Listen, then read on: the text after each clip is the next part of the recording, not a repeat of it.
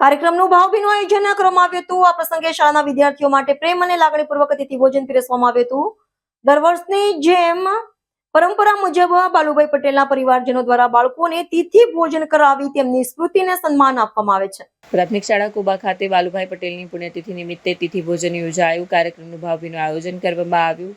આ પ્રસંગે શાળાના વિદ્યાર્થીઓ માટે પ્રેમ અને લાગણીપૂર્વક તિથિ ભોજન પીરસવામાં આવ્યું। દર વર્ષની પરંપરા મુજબ બાલુભાઈ પટેલના પરિવારજનો દ્વારા બાળકોને તિથિ ભોજન કરાવી સ્મૃતિને સન્માન આપવામાં આવે છે। આ અવસરે વિદ્યાર્થીઓને ભોજન ઉપરાંત અભ્યાસમાં ઉપયોગી બની રહે તેવી સ્મૃતિ ભેટ પણ આપવામાં આવી। બાળકોમાં પણ આ કાર્યક્રમને લઈને ઉત્સાહ જોવા મળ્યો। શાળાના આચાર્ય ધર્મેન્દ્રભાઈ પટેલના માર્ગદર્શન હેઠળ સમગ્ર કાર્યક્રમનું સુંદર આયોજન કરવામાં આવ્યું।